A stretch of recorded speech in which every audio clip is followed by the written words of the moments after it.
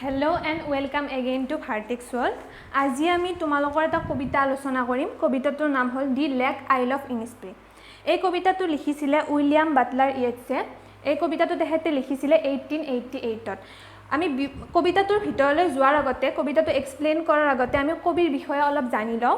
কবি William Butler ইয়েটছৰ জন্ম হৈছিলে 1865ত আয়াৰলেণ্ডত। He was an Irish poet আৰু তেখেতে বহুতো কবিতা লিখিছিলে। অকল তেখেতে কবিতাই লিখা নাছিল, তেওঁৰ কণ্ট্ৰিবিউশ্যন আমি কবিতাতে মানে তেওঁ অকল কবিতাই লিখা নাছিলে, তেখেতে নিজৰ মানে কি অৱদান বিভিন্ন ক্ষেত্ৰতে লিটাৰেচাৰৰ বহুত হেৰিতে দি গৈছিলে। তেখেতে ড্ৰামা লিখিছিলে, তাৰপিছত প্ৰ'জ লিখিছিলে আৰু সেইকাৰণে যিহেতু তেওঁৰ অৱদান লিটাৰেচাৰৰ গোটেইবিলাক ভাগতে আছিলে, সেইকাৰণে তেওঁক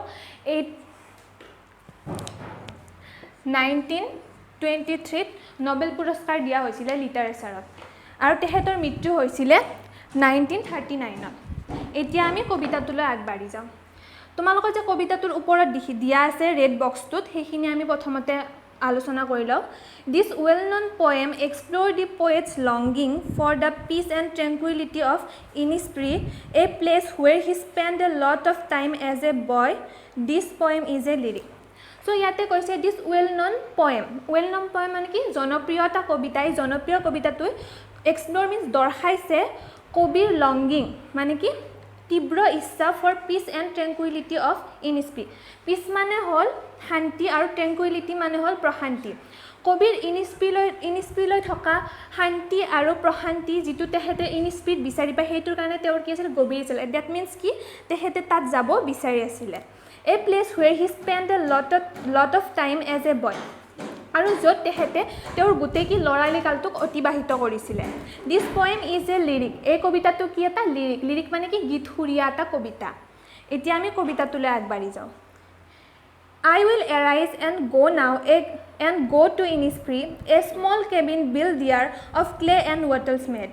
9 bean rows will I have there, a hive for the honey bee, and live alone in the bee-loud glade. And I shall have some peace there, for peace comes dropping slow, dropping from the veil of the morning to where the cricket sings. Dear midnights all a glimmer, and noon a purple glow, and evening full of linnets' wings. I will arise and go now, for always night and day I hear the lake water lapping with low sound by the shore, while I stand on the roadway or the pavements grey, I hear it in the deep heart's court. এতিয়া আমি কবিতাটো stanza wise আলোচনা কৰিম। I will arise and go now। মই উঠিম আৰু এতিয়াই যাম। and go to Innisfree, আৰু কলৈ যাম ইনিস্প্ৰিলৈ যাম। চ' কবিয়ে ইয়াতে কৈছে তেওঁ উঠিব আৰু উঠি তেখেতে কলৈ যাব ইনিস্প্ৰিলৈ যাব। and a small cabin built there of clay and wattles made, আৰু তেখেতে তাত এটা কি বনাব কেবিন মানে হ'ল এটা সৰু ৰুম। তাতে তেখেতে এটা সৰু ৰুম বনাব। সেই ৰুমটো কিহেৰে বনাব ক্লে এণ্ড ৱেটেলছ। ক্লে মানে হ'ল মাটি আৰু ৱেটেলছ মানে হ'ল ইয়াতে আছে twisted sticks for making fences wall, মানে কি আমাৰ যে লাঠি কামি থাকে গছৰ ডাল সেইবিলাকেৰে কি বনাব তেখেতে এটা ঘৰ বনাব তাত। 9 bean rows will I have there, a hive for the honey bee। ৰ মানে হ'ল শাৰী। তেখেতে তাত কি কৰিব 9 শাৰী বিন গছ ৰুব, কাৰণ তেখেতক খাবলৈ লাগিব। চ' তাত তেখেতে 9 শাৰী বিন গছ ৰুব। A hive for the honey bee. Honey bee মানে হ'ল মৌমাখি, আৰু মৌমাখিৰ কাৰণে কি বনাব এটা হাইভ, য'ত মৌমাখিয়ে বাস কৰে, মৌমাখিৰ এটা বাহ বনাব। And live alone in the bee loud glade. Glade মানে হ'ল অ'পেন স্পেচ। তেখেতে তাত অকলে থাকিব আৰু মৌমাখিৰ মাত শুনি থাকিব সেই মুকলি ঠাইখিনিত। এতিয়া আমি ছেকেণ্ড ষ্টেঞ্জাটোলৈ আগবাঢ়ি যাওঁ। And I shall have some peace there, আৰু তেখেতে কৈছে এই ষ্টেঞ্জাটোত তেখেতে কি পাব তাত মানে ইনিস্প্ৰিত কি পাব শান্তি পাব। ফৰ পিচ কাম ড্ৰপিং শ্ল', আৰু সেই শান্তি লাহে লাহে টোপাল টোপাল অৰ্থাৎ এটাৰ পিছত এটা তেওঁৰ জীৱনলৈ আহিব।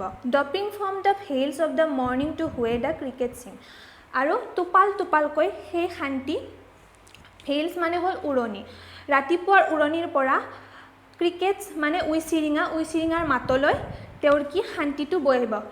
ইয়াতে কৈছে কবিয়ে ইনিস্প্ৰিত মানে তেখেতে সকলো ঠাইতে কি শান্তি বিচাৰি পায়, মানে ৰাতিপুৱাৰ আকাশখনত ডাৱৰে যেতিয়া আকাশখন ঢাকি ৰাখে সেইবিলাকে তেখেতক শান্তি দিয়ে। ইয়াৰ উপৰিও উইচিৰিঙাৰ মাতে তেখেতক কি শান্তি দিয়ে। Dear midnights all a glimmer, আৰু মিডনাইটছ মানে হ'ল মাজদাতি মাজদাতি কি গ্লিমাৰ মানে কিৰণ মাজদাতি যেতিয়া তৰাবিলাকো থাকে আৰু পোহৰ পোহৰ হৈ থাকে মানে অলপ পোহৰ হ'ব আৰু চ' সেইটোৱে কি দিয়ে কিৰণ মানে ধুনীয়া এটা ইনস্পিৰেশ্যন মানে ধুনীয়া এটা পৰিৱেশৰ সৃষ্টি কৰে আৰু সেইটোৱে কবিক কি দিয়ে শান্তি দিয়ে এণ্ড নুন এ পাৰ্পল গ্ল' পাৰ্পল মানে বেঙুনীয়া চ' আমি নুন মানে কি আবেলি আবেলি টাইমত যেতিয়া সূৰ্যটো অস্ত যাবৰ সময় হয় তেতিয়া কি হয় আবেলিটো মানে এটা পাৰ্পলিছ কালাৰ আহে যিটো দেখি ভাল লাগে and evening full of linnets wing linnets মানে হ'ল a small brown and grey bird with a short beak এটা ব্ৰাউন আৰু গ্ৰে কালাৰৰ চৰাই যাৰ মানে ঠোঁটটো কি সৰু সেই চৰাইটো কি পাখিৰে গধূলিটো ইনস্পিড গধূলিটো কি ভৰি থাকে মানে কি কৈছে ইয়াতে গধূলি যেতিয়া ইনস্পিড চৰাইবিলাকে উৰি থাকে অৰ্থাৎ লিনেট চৰাইবিলাকে উৰি থাকে তেতিয়া কবিক সেইটোৱে কি দিয়ে শান্তি দিয়ে